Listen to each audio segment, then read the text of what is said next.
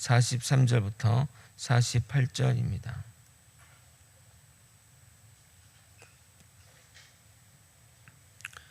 저와 번갈아 교독하고 마지막 절은 함께 읽겠습니다. 제가 먼저 읽겠습니다. 또 내 이웃을 사랑하고 내 원수를 미워하라 하였다는 것을 너희가 들었으나 나는 너희에게 이르노니 너희 원수를 사랑하며 너희를 박해하는 자를 위하여 기도하라. 이같이 한즉 하늘에 계신 너희 아버지의 아들이 되리니 이는 하나님이 그 해를 악인과 선인에게 비추시며 비를 의로운 자와 불의한 자에게 내려 주심이라. 너희가 너희를 사랑하는 자를 사랑하면 무슨 상이 있으리요? 또- 세리도 이같이 하느니라 아니하느니라. 또 너희가 너희 형제에게만 무난하면 남보다 더하는 것이 무엇이냐? 이방인들도 이같이 아니하느냐? 그러므로 하늘에 계신 너희 아버지의 온전하신가 같이 너희도 온전하라. 아멘. 폭우를 뚫고 오신 여러분을 예수님의 이름으로 환영합니다. 9월 월상 예배입니다. 벌써 가을의 문턱에 서 있다는 것이 정말 놀라울 따름입니다. 더워서 힘들어하던 때가 어제 같은데 이제는 아침 저녁으로 선선한 바람이 붑니다. 아마 이 장마가 끝나면 더 가을의 문턱에 다가설 것 같습니다. 항상 느끼는 것이지만 세상의 어떤 어려움과 힘듦도 시간이 지나면 해결이 된다는 겁니다. 우리가 조급하게 마음 먹지 않고 주님의 일하심에 맡겨드리는 저와 여러분이 되시길 예수님의 이름으로 소망합니다. 오늘 말씀은 정말 순종하기 힘든 말씀 중 하나입니다. 원수를 사랑하라. 이 말이 뭐가 어렵냐 말하실 분도 있다면 단언코 말씀드리는데 그분은 제대로 된 원수를 만나지 못했다고 확신합니다. 정말 순종하기 어려운 말씀임에도 예수님이 이 말씀을 지키라고 하시는 이유가 있습니다. 그 이유를 아는 것이 오늘 설교의 핵심이라 하겠습니다. 오늘부로 팔복의 메시지가 종결됩니다. 물론 산상수훈의 말씀은 계속되지만 팔복의 메시지를 정리하는 말씀이 오늘 본문이 되는 것입니다. 오늘도 말씀 가운데 큰 깨달음과 은혜가 있기를 예수님의 이름으로 소망합니다. 이 세상의 모든 종교는 사랑을 이야기합니다. 사랑을 이야기하지 않는 종교는 없습니다. 모든 종교가 사랑을 기반으로 하여 진리가 선포되나 그 사랑은 이웃까지에 대한 사랑입니다. 사실 그것도 대단한 것입니다. 인간이라면 누구나 사랑하는 가족과 친구들이 아닌 나와 상관없는 사람, 나와 일면식도 없는 사람, 내가 사랑을 베푼다고 돌아온 것이 전혀 없는 사람에게 사랑을 베푸는 것은 쉬운 일이 아니기 때문입니다. 그래서 그것을 선이라고 말합니다. 세상의 도덕과 철학과 종교는 거기까지를 말합니다. 그러나 유일하게 기독교의 예수님만이 원수를 사랑하라고 말합니다. 근데 그것이 가능할까요? 여러분은 원수를 사랑할 수 있습니까? 과거 사업을 하면서 가장 친한 친구에게 배신을 당한 적이 있었습니다. 그 친구 하는 일도 다 망하고 일자리도 없어서 제가 하는 일을 알려주고 일감도 나눠주고 심지어 처음에는 그 친구가 돈이 없어 시작하는 자본까지 대주었는데 저의 뒤통수를 정말 심하게 때린 것입니다. 자세히는 말씀드리기 좀 그렇지만 정말 그때는 그 배신감과 분노로 한동안 어떻게 복수할까만을 생각했습니다. 그 당시 중국인 불법 체류자를 고용하여 처리하면 손 안 대고 해결할 수 있다는 말에 혹할 정도로 저의 미움은 깊었습니다. 정말 마음으로는 여러 번 그를 죽였습니다. 그러나 주님의 은혜로 그 친구를 용서하게 되었습니다. 지금은 정말 아무렇지도 않습니다. 그러나 제가 할 수 있는 것은 용서까지입니다. 용서는 해도 사랑은 할 수 없습니다. 혹시 저의 이런 모습에 실망하십니까? 솔직한 마음을 말씀드린 것입니다. 그런데 저만 그렇습니까? 하나님의 말씀이 좋지만 너무나 현실과 동떨어지면 말씀으로서의 영향력이 떨어질 수밖에 없습니다. 왜냐하면 동네에서 달리기 잘하는 친구보다 더 잘 달리라고 하는 것은 해볼 마음이 생기는데 우사인 볼트처럼 지구상에서 가장 빠른 우사인 볼트보다 더 잘 달리라는 말은 시작부터 손을 들어버리게 만듭니다. 그렇다고 우리 수준이 이러하니 하나님 말씀을 무시하기도 쉽지 않습니다. 이 원수를 사랑하는 말씀의 의미가 도대체 무슨 의미일까요? 먼저 본문의 내용을 살펴보고 우리가 이 말씀을 삶에서 어떻게 적용할지 생각해 보도록 하겠습니다. 먼저 43절을 여러분이 읽어보도록 하겠습니다. 함께 읽겠습니다. 시작. 또 내 이웃을 사랑하고 내 원수를 미워하라 하였다는 것을 너희가 들었으나 원수를 갚지 말고 내 이웃을 사랑하라 라는 말은 레위기 19장 18절에 있는 말씀입니다. 그러나 성경 어디에도 원수를 미워하라 라는 말은 없는데 예수님은 어디서 너희가 들었다고 말씀하시는 것일까요? 제가 몇 번 언급한 적이 있는데 바리새인들은 하나님의 말씀대로 살려고 많이 노력했습니다. 그들은 지금 이스라엘이 로마의 식민지로 있는 것이 말씀대로 살지 않아서라고 생각했기 때문입니다.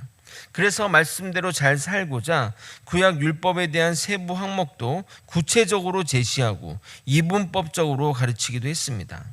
예를 들어 안식일에 일하지 말라고 하니 일의 목록이 무엇인지 규정하는 것부터 무엇은 괜찮고 무엇은 안 되고 이런 식으로 가르쳤고 그것을 기록한 것입니다. 그 책이 바로 미시나이고 이 책의 해설서가 여러분이 잘 아는 탈무드입니다. 이 책은 지금도 유대교 사람들이 읽고 그 규례대로 지키려고 합니다. 그래서 원수를 미워하라는 것은 성경의 교훈이 아닌 이런 가르침에서 온 교훈이라 추정됩니다. 유대인들은 그동안 많은 이민족의 핍박과 탄압을 받아왔기에 그들에 대한 증오심과 종교적인 배타성을 가지고자 원수를 미워하라고 말한 것입니다. 예수님은 이런 배경 하에서 나온 당시의 사상에 대해 예수님의 재해석인 율법의 재해석인 이웃사랑의 새 기준을 제시합니다. 그것이 바로 44절입니다. 나는 너희에게 이르노니 너희 원수를 사랑하며 너희를 박해하는 자를 위해 기도하라. 여기서의 원수, 또 너희를 박해하는 자는 우리가 남편 보고 이 왼수야 이런 정도의 왼수가 아닙니다. 사람을 우리를 핍박하고 때리고 그 억압하는 자들을 말하는 겁니다. 그런 자들을 위해 사랑하고 기도하라고 말하는 겁니다. 헬라어에는 사랑의 표현이 세 가지가 있습니다. 남녀 간의 사랑을 얘기하는 에로스, 동성 간의 우정을 표현하는 필로스, 그리고 자기 희생적인 사랑인 아가페가 있습니다. 여기서 원수를 사랑하라는 그 헬라어는 당연히 아가페입니다. 이 사랑은 하나님이 원수된 우리에게 베푸시는 사랑이며 독생자 예수를 내어주신 사랑입니다. 인간 스스로는 결코 이뤄낼 수 없게 하나님의 사랑으로 충만한 자들만이 가능한 사랑이라 하겠습니다. 지난 월상 예배 때 예로 든 손양원 목사님이 그 어려운 원수 사랑을 실천하셨습니다. 우리는 이 사랑을 실천해야 합니다. 왜냐하면 우리는 1만 달란트 빚진 자들인데 그 빚을 일시에 탕감받은 자들이기 때문입니다. 우리에게 있는 모든 원수의 빚은 아무리 많아봐야 100데나리온에 불과할 뿐입니다. 이런 사실을 우리 모두 다 잘 압니다. 모르시는 분은 없으실 겁니다.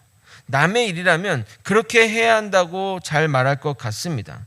그런데 내 상황, 내 사정으로 돌아오면 불가능해 보입니다. 왜냐하면 내 사정이 1만 달란트 같고 반대로 예수님이 내게 행하신 것은 100데나리온처럼 보이기 때문입니다.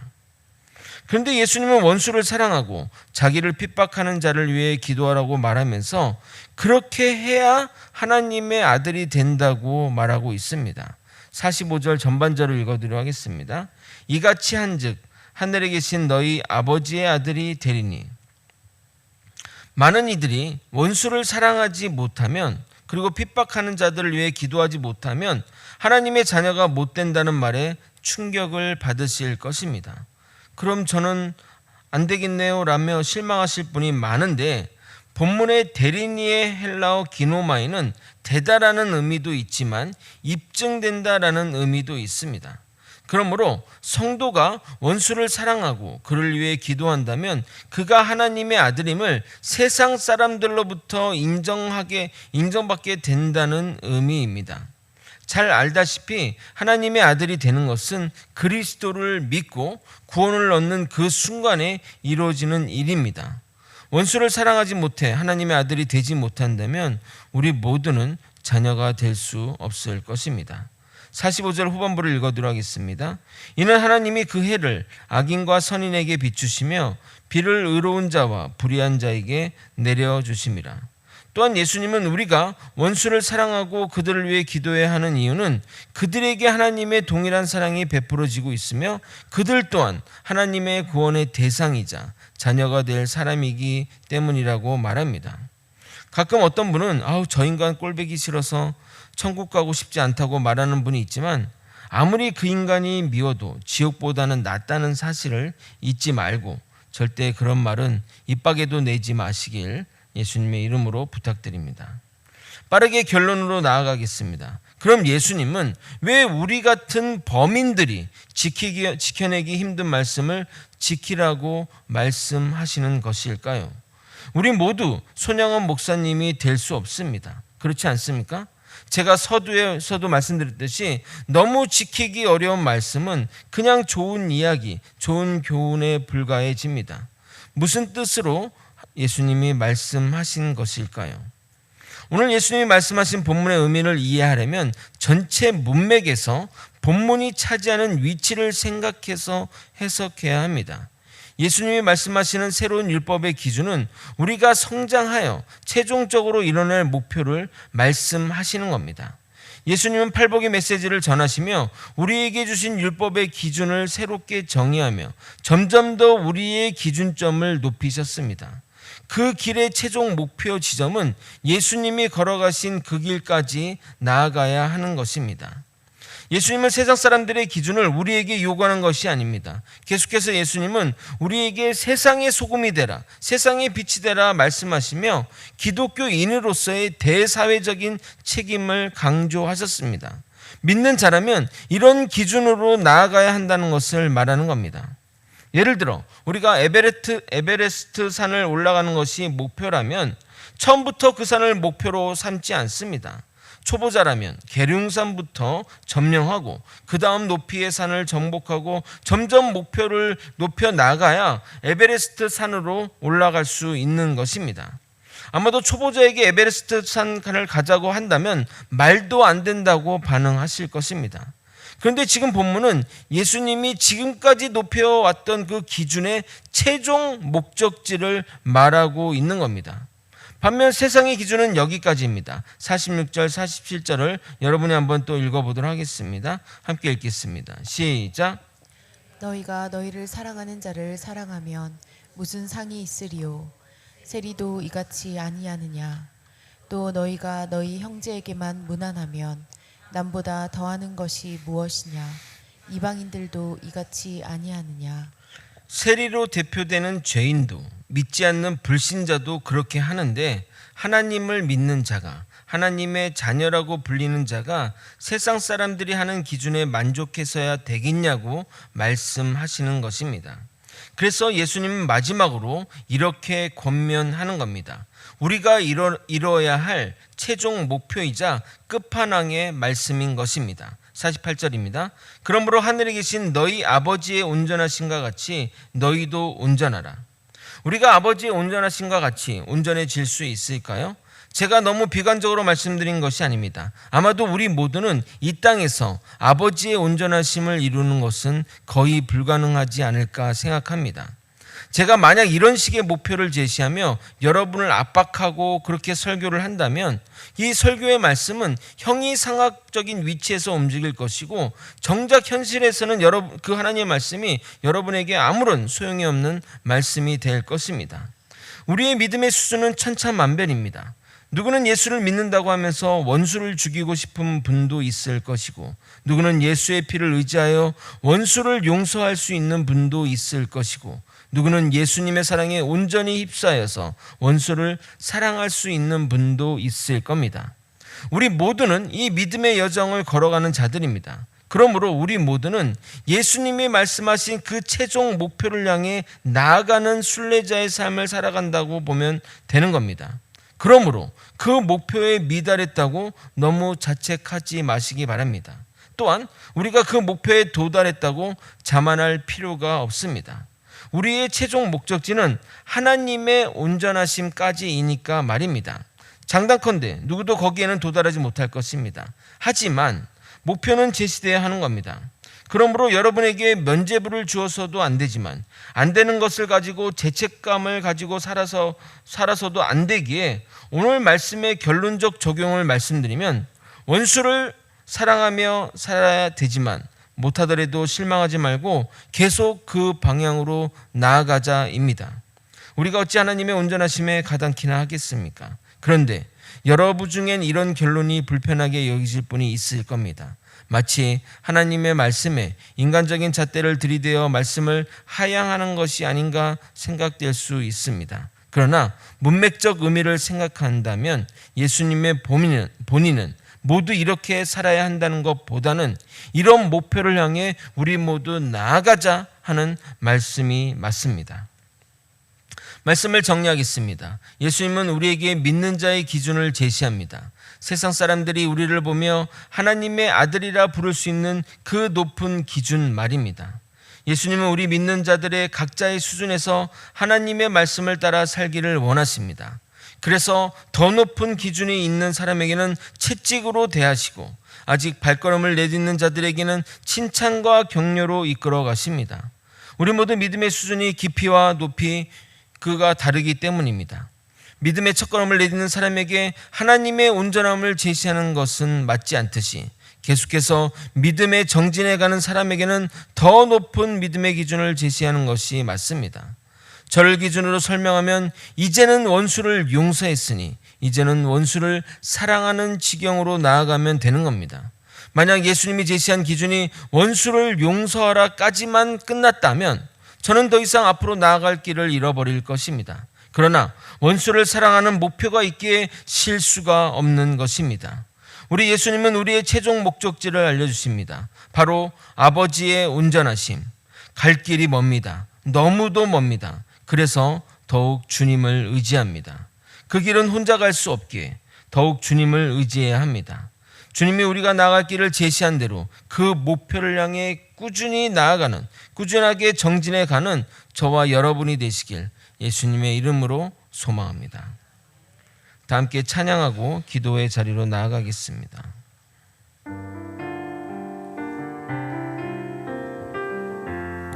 아버지 사랑 내가 노래 아버지 사랑 내가 노래해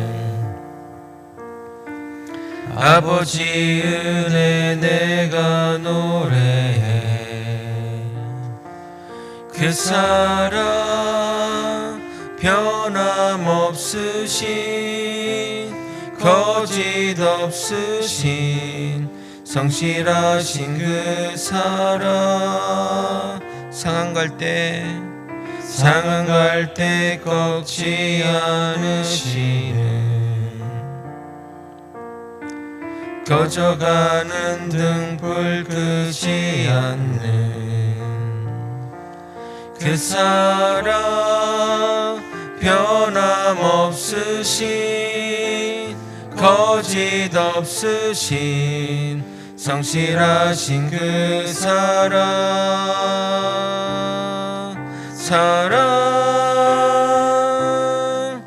그 사랑